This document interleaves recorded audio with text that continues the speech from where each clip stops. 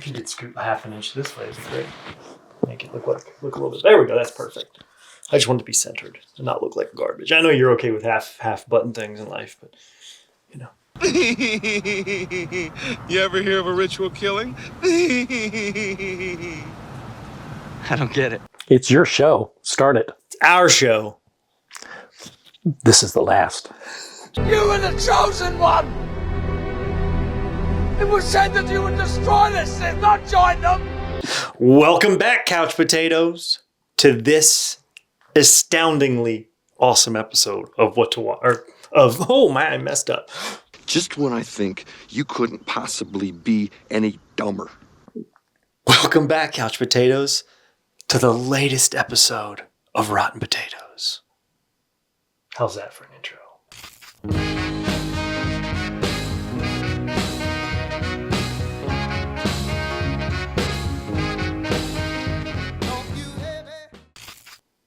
Best you can do. It's the best we've ever New seen. camera, new lights. That's the best you can do. I don't need to overdo anything. Form over function, huh? It's stop. Have a time.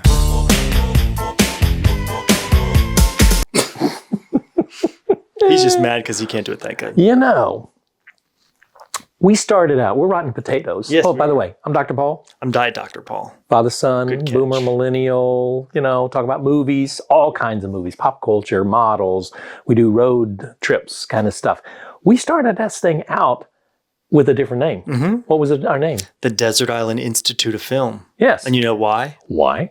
Because of the idea of Desert Island List. A very, very popular topic. Concept, yeah. Yes. But we've never done our Desert Island discs. Right? And I have a question for you. Do you think anybody who ever puts together a list of Desert Island lists has the film Castaway on it? I don't. I think that's like, you'd make yourself sick if you put that on your list. Is it on your list? No. You're like into like a glutton for punishment. Like, who's going to be stranded on a desert island like Castaway? There's the break from reality that I need. Terrifying. So. Yeah. So, Did you have any things that you were looking specifically when you made your picks? well, I did. And you figure that if you are on an island, you don't have a whole lot to do. I mean, you have to learn how to make shelter, source of water, fish, find a volleyball somewhere. But after that, what do you do? So I first thought, well, I would want really long movies. But then I thought that's kind of silly because, so I just started making a list and the list just went forever. It was too many. So then I thought, well, what about genres? And once I started thinking about, I don't want 7 horror movies, but different genres, it started to fall in place. But then, and actually when I made a list of genres, and I'm just going to say, you have comedy, drama, horror, animation, silent, foreign, war, western, sci-fi, fantasy, musicals, documentary, sports, and classics. What I just call classic films like of all time. That's way more than 7. Yeah. So I started thinking about what were my favorites in all of those things. But then it occurred to me, think about my DVD collection. I love war films and documentaries and animation and sci-fi but most of my collection and most of the time I spend watching movies are not in those. So when I talked about what are my top 7 genres, then it was a matter of finding the one film in each one of those that I'd want to watch. That is drastically different from my list. He sent me a list that he thought he was so smart of the 7 movies that I was going to have on there. And he said, how did I do? Not a single one of the movies that you picked wound up on my list. But in retrospect, you're like, that's a damn good list. It is. That's right. Yeah. I was very similar in my approach. And I thought like, okay, I'm on a desert island. I want something that's going to pass my time. I want, obviously there's positives to having a longer movie, but the same thing, I want, when I get in the mood to watch a horror movie, I want to be able to watch a horror movie. I want to be able to watch a war movie when I get in the mood to watch a war movie. So you wanted to cover as much ground as possible to where when you get out there that you're not like hankering to watch something. So I immediately started the list, and I'm like going through 1, 2, 3 movies. These are going to be on there for sure. And then I started thinking like, okay, I need this a comedy. I need this. So like early on it was Blazing Saddles or Dumb and Dumber. I was like, one of these is going to be on there. Comic book movies, Dark Knight Rises and The Watchmen. One of those is going to be on the list. But then in the end, I didn't use either though. I got rid of comedies. I said, I don't need a comedy movie. Why? They're short, there's less rewatch value, and as I look at these other movies, there's tons of comedic value in other films. Comic book movies is the same thing. They just don't tend to be as good. I think that it was easy for me to sort of let those go by the wayside. And once I did that, it was pretty easy to put them together. And then I have some honorable mentions that I will get to when we get to time. Well, so these aren't necessarily the best films, but I think rewatchability. That's value and rewatchability. Yeah, some movies you just can't watch over and over again. Well, you Come and See that we've talked about in our 1985 episode. Mm-hmm. I don't know that that's something that you want to watch over and over again. And then also you were joking about Fight Club. Fight Club's not on my list because I've seen it so much. As much as I would put it on and watch it right now, it offers less rewatch value to other movies that I put on the list. Gotcha. So, but while it was something, and I didn't consider putting a movie that I've never seen on this list either. Are we going to have any overlap? I don't think so. I think it'd be tough just to be the overlap would be difficult, maybe, but I doubt it. I predict that you are going to surprise me and that most of the films that you're going to mention, I would go to an island to escape. Gotcha. I think about half my movies you were really like, and the other half you're like, eh. Okay. Yeah. Well, who wants to start off? Yeah, but this is the first list that I had to tap out almost because there was just like I needed tiebreakers. So I started to go to IMDb and Rotten Tomatoes to say, okay, which one's higher rated? Okay, I'm going with you. But this was a fun exercise. It was a very fun list. And I suggest that everybody out there in the interweb do that. Sit down and make a list. It's hard. It is. And it might be that if I were to do the same list 2 weeks from now, maybe this was just what I would be in the mood to watch right now, which that's the problem. If you're on an island and you got 7 discs, you're going to watch the 7 discs that you have. But, it's like, are these really, I don't know. It's a fascinating exercise to do it.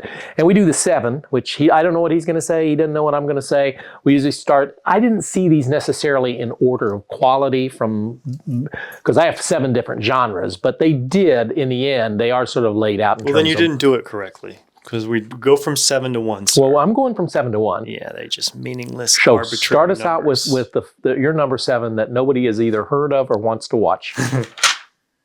Number 7 was a movie that was in my initial. And I really like this movie because I think it covers a lot. It also, I've not seen it too many times, so it offered a ton of extra value for me. But it just wouldn't go away. I kept getting like, okay, I'm beyond this film. I'm putting it away, but it wouldn't go away, and so forth. It just Le Club de Fight. No. Number 7 is 2018's Annihilation. Familiar? Have you seen this film? No. Oh man, it's very, very, it's cosmic horror sci-fi. I wanted to make sure I got a horror movie in here, and I also want to make sure I got a sci-fi movie in here because I like sci-fi movies. So this does both. It is Alex Garland, Civil War and Warfare. He also did Ex Machina, the director for that. Natalie Portman, Jennifer Jason Leigh, Tessa Thompson, Oscar Isaac, Benedict Wong. But it's a film about this woman whose husband goes on this mission and he can't say anything about it. And all of a sudden, he just comes back one day after she literally thought he was dead and he's acting weird. All of a sudden, like the government shows up at her house and like absconds them away and puts them into quarantine.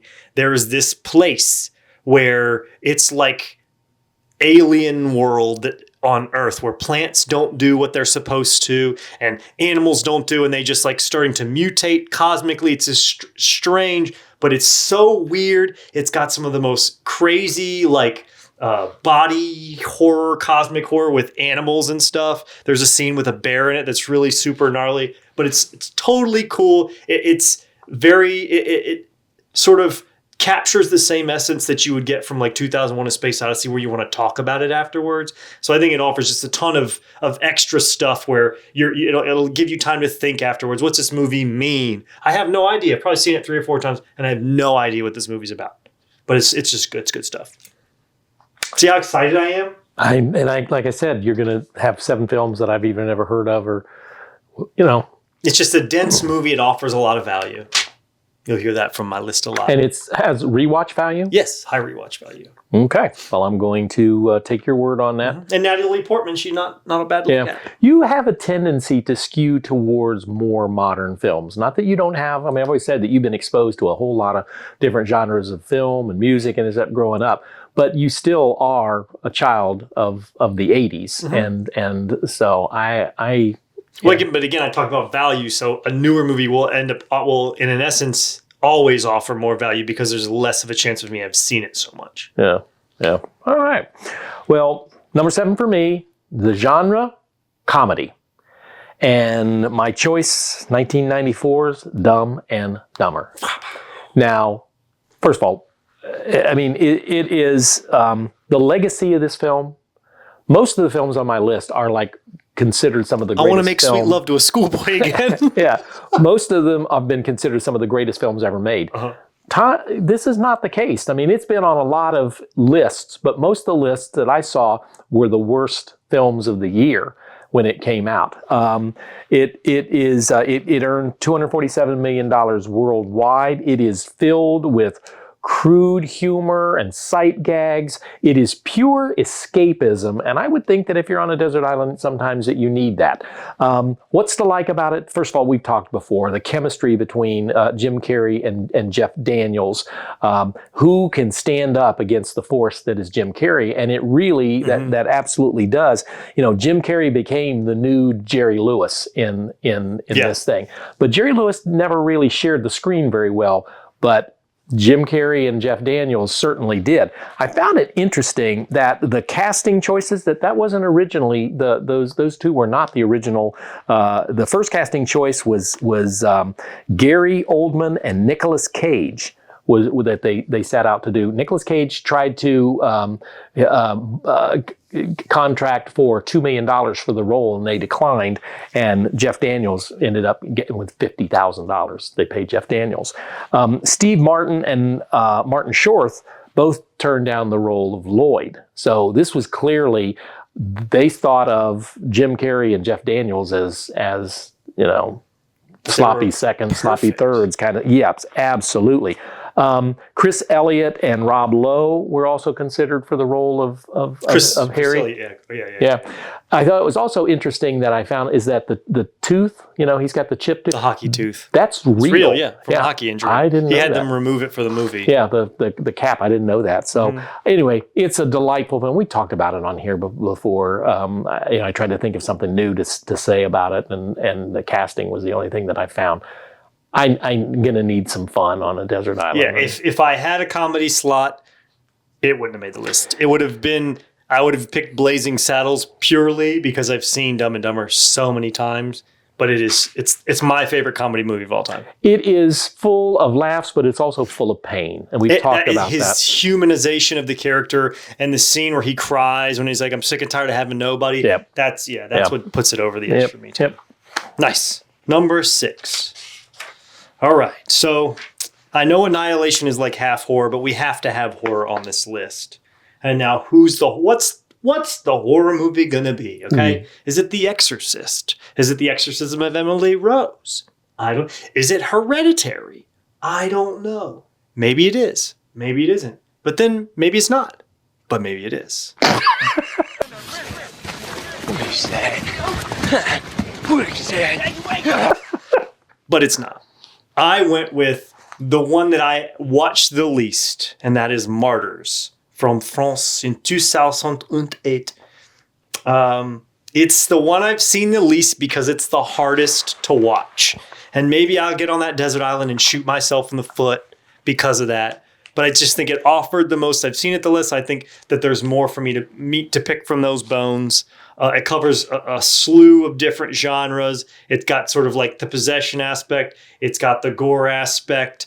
It's got the thriller hunting aspect, so it covers a little bit of everything. A big fan of that movie. Yeah. You kind of went to the it sounds like, to watching movies you hadn't seen for a while. So far, I would guess why you would say that. Yeah. And I try to go for movies, not saying that Martyrs isn't a high quality, because it is. I love that film. I didn't see Annihilation. But I went, my number 6 was also horror. Okay. And I had the same thing, where do I go with this? Is it The Thing, or Night of the Living Dead, or Army of Darkness, which is a guilty pleasure. I thought about those. I also thought about Scream as well. About 12 different Hammer films. But in the end, I went with this one. It's special to me, and it's Dawn of the Dead. Yep. God, I hedged. Dang it, I hedged. 1978. This is George Romero's treatise on consumerism.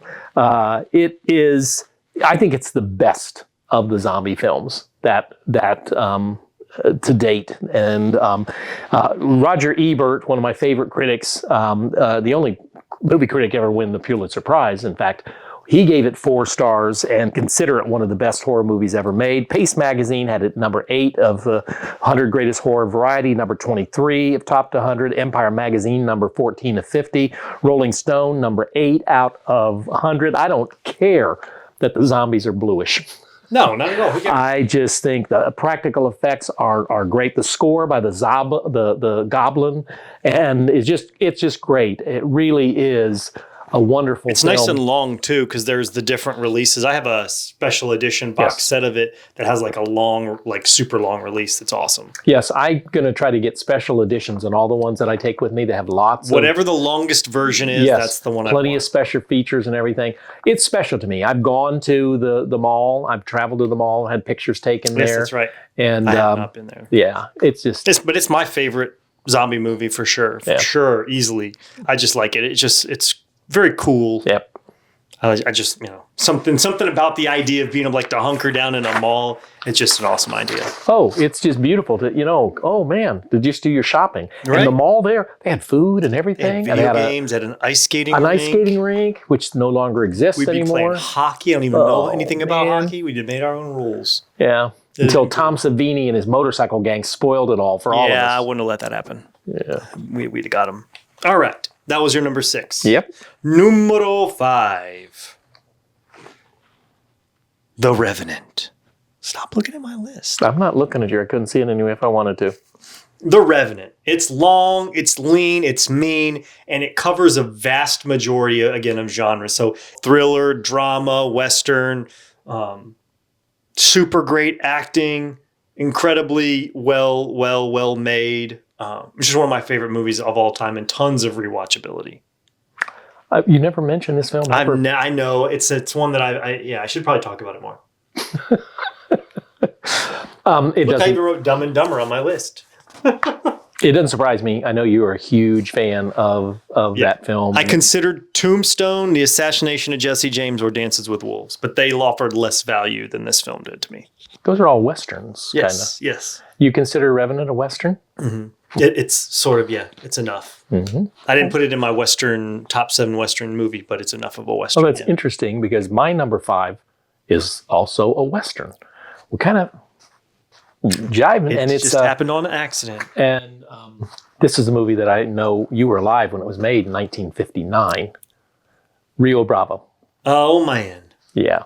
You got, first of all, you got John Wayne, Dean Martin, Ricky Nelson, Walter Brennan.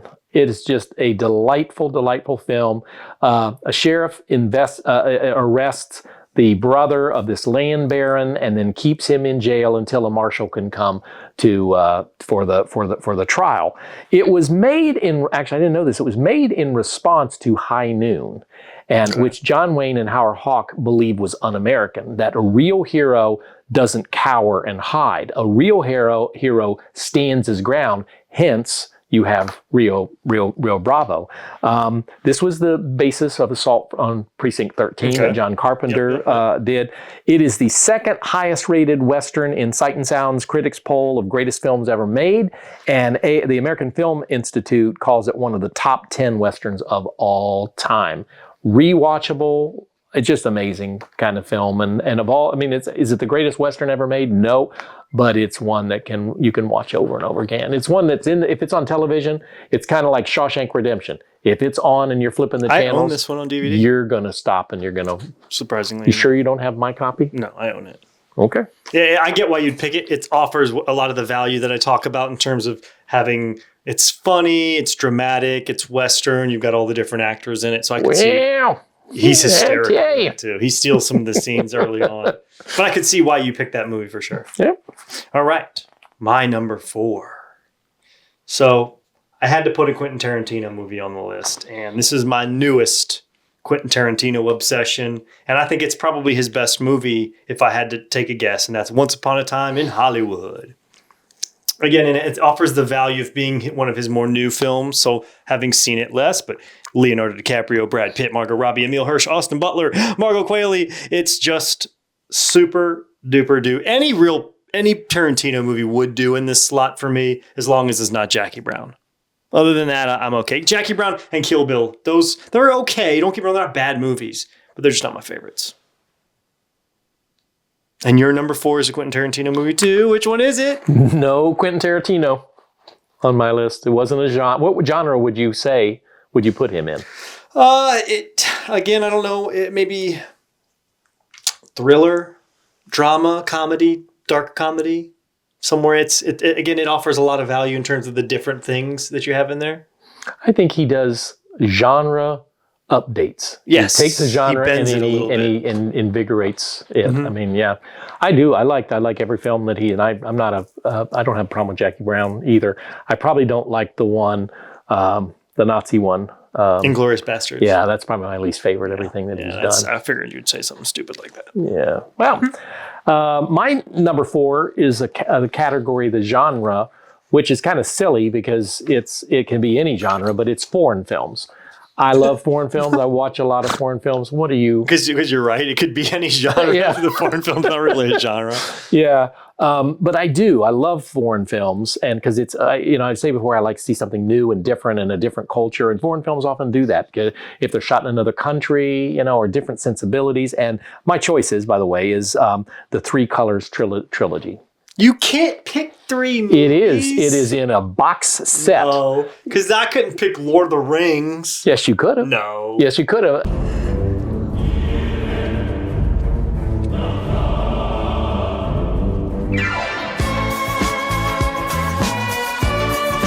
And I'm sorry that I didn't think of that. Lies. Because I would have. No. Krzysztof Kieslowski, he's Polish director. If you had to pick one. Red. I'm not saying you have to, but if you had to pick one, what's your Red. favorite? Okay. Yes. But, But it's blue, white, and red, and it represents the French flag. So you got liberty, equality, and fraternity. That's sort of the themes of this. Because it had was one of these on designed. your list before, I believe. Oh, yeah, I love this. I really do. It's, 98, 89, and 100% on Rotten Tomatoes for those 3 films in order. Say that again for those For 3 98, films, 89, for and those 100 3 films. in the box. Just so you know, Lord of the Rings would be the number 1 movie on my list, but I can't pick 3 movies. These are dense movies. They're long, lots of features, everything in it. Kieslowski, I mean, he will do things that are on the screen that you wouldn't even notice. But when you watch the director's commentary, you say, yeah, I want you to pay attention to this, how they stir a cup of coffee. And it's all, I mean, it's just amazing, amazing stuff. And Red, especially, you can't watch it without crying. It's amazing stuff. But, I say it's best, but my favorite, but that's like saying, you have a favorite testicle. It's just not. They're both beloved, and in this case, all 3 of them are beloved. And leave it up to you to cheat. Well, they're considered one film because it's the French flag: blue, white, and red. 3 movies. Cheater. That was your number 4. Number 4. No, I would have actually, when I was doing my list for you, I thought about the 3 colors, but I was like, it's 3 movies. I don't know which one I would pick, so I didn't put them on your But list. Lord of the Rings is actually one story. It's like part 1. But part it's 2. 3 movies released at 3 separate times with 3 separate box office draws. I don't remember if that's what they did for 3 colors, but You're gonna love. I'm not going to hamper you for You're hammering. gonna love my number 2. Yeah. Dune Part 1 and 2. Every gold James Bond movie ever made. James Bond's complete collection. All right, number 3. Yes. Got to get my third favorite director up in here. I've got number 2, number 3. Okay, and I widely considered, not because it's the same director, but I also considered in this spot was Braveheart, but it is going to be The Last Duel from 2021. Simply put, I watched this movie like 6 times the first time that I saw it that week. Tons of rewatch value. I like period pieces. I like stories about like medieval things. So I have to have one of those movies. And this is just, again, I don't know what it is about this movie I really find intriguing. It's very realistic. They try to do it justice to the time period, but great acting. Even like Ben Affleck is super underrated in this, playing some British tyrant guy, but super, super good. You know, I hadn't seen it. And I made you watch it. And I did, and I really liked it. I did. I'm starting to see another theme in your thing. Most of my films, I think, have a certain amount of uplifting quality. And I'm not feeling all that uplift. Well, you're on an island, Jack. There ain't nobody uplifting. You're on an island. You need a little bit of sunshine. Guess I'll have to daydream that sunshine up. Okay. My number 3 in the category of fantasy. All right. 1989, Field of Dreams. I should have seen that one. Yeah, it's very much in the spirit of Frank Capra, one of my favorite directors, which is always sort of uplifting and positive and warm and fuzzy. And actually, Roger Ebert had made the connection in his review that this is kind of in the spirit of Frank Capra, that it's sentimental without being... It reminds me nothing of Frank Zappa. Frank Capra. Exactly. It's sentimental, but it's not, manipulative or syrupy. It's interesting. It was nominated for Best Picture, lost to Driving Miss Daisy. That is just I liked and I cried during Driving Miss Daisy. Do the Right Thing. But yeah, it lost screenplay to Driving Miss Daisy, and it lost best score to James Horner was and I have the soundtrack. It's a great soundtrack, but it lost to Little Mermaid. And I think Little Mermaid score was really kind of good. It's father son kind of thing. And, I got daddy issues. I grew up without a dad until I was adopted. And, If you build it, they will come. Yeah. And so, yeah, it really affects me. And I remember first time I saw it in the theater, I couldn't leave because I was crying so hard. Just ugly crying. Oh, I was. Yeah. It's like when you come out and your shirt is soaked to, yeah. So just enough said on that. I should have thought of that one, but I whiffed that one. Sorry. That was your number 3. So my number 2. In lieu of Fight Club. Because I can't have Fight Club on the list. Seen it too much. But I gotta have a David Fincher movie on here somewhere. It's going to be the Zodiac Killer. Yep. Zodiac from 2007. Because, again, it's super long. It's so uplifting, too. I didn't say it was. Again, it offers a bunch of differences in terms of genre. It sort of meanders between even horror movie and thriller at times to almost like dark comedy, police procedural. But it's so good and beautiful cast. Eclectic is what I wrote down. I underlined it because of the variety that it offers and sort of its tone and things of that nature. But yeah, it's super good. If you've not seen it, you got to see it because I think it's Fincher's most accessible movie, probably. It is brilliant. It gets better every time you see it. I mean, I didn't even watch it until it's probably 2015 before I saw this movie. Yeah, it really is great. But I doubt, because of you talk about tone, by the time you get to number 2 on your list, I think you're going to be so utterly depressed that you're going to throw yourself watching them all at the same time. Yeah, what else are you going to be doing? Fishing? Yeah. Wilson! All right. My number 2, silent, is the genre. And I love silent film. We wouldn't have film today if it wasn't for... Liam Neeson? Silent film? No, you said the silent. Genre. Yes. The genre is silent film. Are you being cute? No, there's a movie called Silent or Silence. No. I don't. None of Liam Neeson's not in. It's any a Scorsese movie. No, I Okay. Don't know that I know that or believe that. Yeah, it's about like, Buster Keaton, of course, The Shorts Collection, 1917 to 23. 75 hours of shorts, It's not, probably. but it is. What's it called again, though? Say it again. It's Buster Keaton, The Shorts Collection from 1917 It's like, to I assume it's like 1923. a Blu-ray box set or something. It is, but I think there's only like 2 discs in it. No, that's fine. Maybe because they're shorts. You already cheated once, so what's it matter at this point?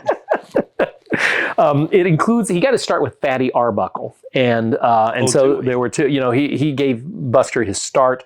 I think you showed me some of those. Butcher Boy and the Cook are on there. The High Sign, 1 Week, which was is name. These are all the name of shorts, and I know you've not heard of any of these, but it's just brilliant stuff. It's sight gags. It's silent. They're very well made. The 1 Week is a movie. What I like about these films, this time period, is you see the world in ways that you never, like a grocery store in the Butcher Boy, which was that was Buster Keaton's Fatty very Arbuckle. first film. Yeah, you showed me that one. But you see things in it that's like, my goodness, that's what store. They didn't create that. Just, you know, that's a reflection of how stores really were. Mm-hmm. They also had in 1 Week where you would buy do-it-yourself houses that come in a kit, and you would put it together. And in this particular short, a bad guy changes the plans around so that they don't match, but they end up building the house anyway, and it is all cattywampus. It's just brilliant, and it's his foray into special effects in this house and things, and it just really, he was really good with sight gags and stuff like that, but it is absolutely brilliant and haunting kind of stuff, and there's a ton of these, so it really, and they're only like, you know, they're one reel, Yeah, you they're know, or small, 2 reel things, so it really is amuse bouche, is that what you say? Amuse-bouche. Yes, and so you can, There, Coney Island, which shows what amusement parks look like and the rides look like. It was just, it's like a time machine. Mm-hmm. It's true escapism. Yeah, I love it. it's interesting. It's good stuff. it I on wouldn't your have list? thought about it just because they're so short. My mind wouldn't have gone to that at all because my mind went into longest movies you could think of mode. Well, now you getting ready to do your number one. You could one. change it. You could say Buster Keaton Now, why would I lie? Shorts Collection. I considered a few things. I considered a movie that I've never seen, but I didn't pick it because I thought that would be really cheesy to do. Yeah. I almost picked Cinema Paradiso just to have a moment, but I said, nah, screw that noise. But the first movie that I thought of, I said, if you got 7 movie slots to watch for the rest of your life, 7 movies, that's it. 7 movies. What's the first movie that came to my mind? I don't know. Goodfellas. I can see that. My first thing came to mind was David Fincher and Fight Club. I'm sure you told me that you you're didn't do wrong. that. Yeah. But yes, Goodfellas was the first movie I wrote down on my list. It's the best movie of the 90s. I think it might be the most entertaining and probably the best movie ever made. Yes, it's not perfect, but it's just so darn rewatchable. There's no like meat that's missing, or that's nothing that's not meat in here at all. It is so dang entertaining. And I'd be pissed off not put it on the list just for the simple fact that I know at some point on that desert island I'd want to watch Goodfellas. It never even occurred to me, but as you mention it, I love that movie. You want to change your number one? No, because I've talked all the time about what's the greatest movie ever made, right? And so Godfather Part 3, right? no, Not the code of the first one. no, but Your favorite. You got the director right. Yeah, Megalopolis. Wow. No, no. My number one thing is in the category of drama slash classic, because originally the drama was the Godfather trilogy, because it is one story. It is one altogether. But I didn't do that. I said instead something that's classic, and so it's Lawrence of Arabia, 1962. And I've talked about that before. T.E. Lawrence, you got an amazing director, David Lean, one of the greatest directors who ever lived. Alec Guinness, Anthony Quinn, Peter O'Toole. It is number 5 on American Film Institute's greatest films ever made. It's historical. It is the cinematography, the score, the editing. It is designed to be seen on a big screen. And, you know, Peter O'Toole is sent to Arabia to help consult with them and their fight against revolt against the Turks. It is a long movie, 222 minutes, so that works. Okay. The music number is considered number 3 on the AFI's top 25 scores of all time. The acting, Peter O'Toole is the 10th greatest film hero on American Film Institute. So it has just got a pedigree. It was nominated for Best Picture, Director, Cinematographer, Editing, Score, Sound, and Art Director, and it won all of those. So thank you. yeah, it really was. It is a beautiful film to watch, and it's one of these things. It's 222 minutes, like 4 hours, doesn't feel like it at all. Yeah, I use it when we do cinematography and blocking Why isn't it on your list? because I don't think it's a good movie. It's boring.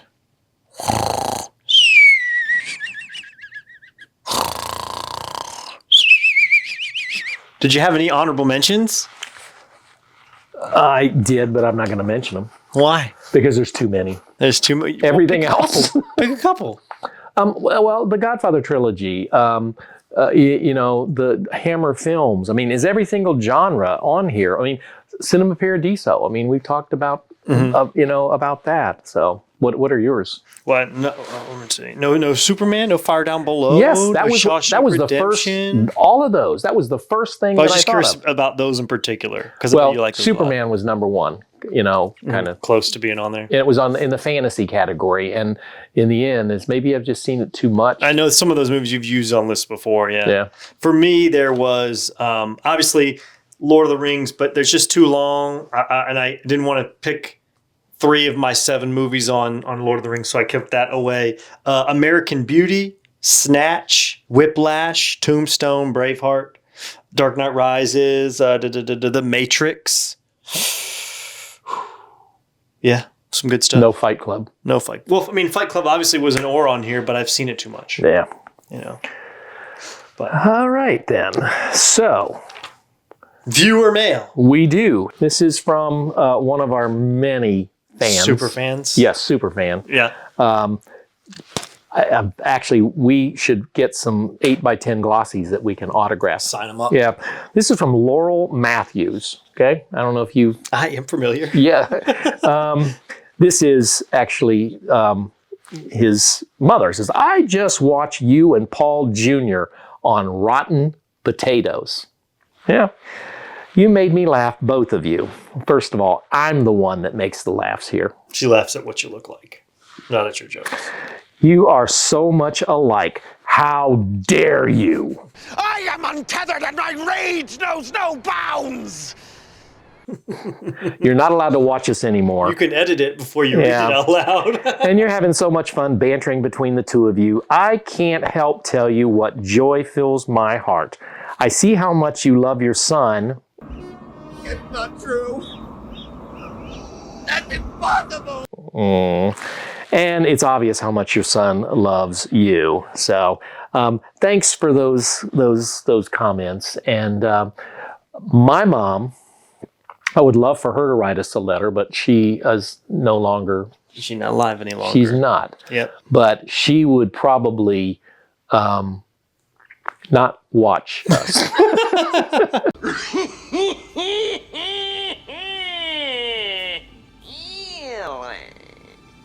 Would not blame you. No, I mean, I wrote a book and she didn't read that.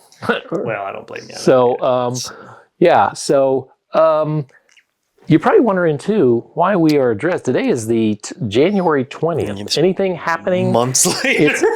It will be months later, but it is right now as we film this 7:18 p.m.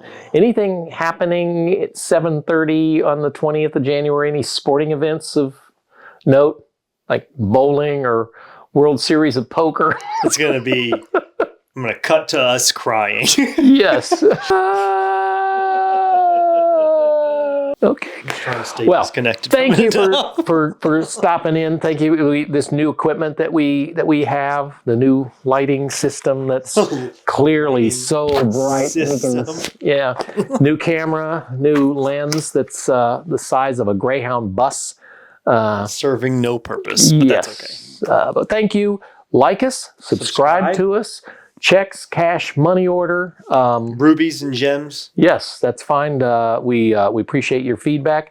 Send us your desert island. Yeah, what list. are I your would desert love- island movies? Seriously. I could spend an hour just reading people's would, lists. I really would. Yeah. So and looking for films that I've not seen. And if before. someone's got some interesting ones, maybe we'll put them up on the next episode. You never know. That'll work. Yeah, if there is a next episode. Yeah. My new co-host is really he has some great ideas. Yeah. Good luck. Yeah. Kurt Russell, get ready, folks.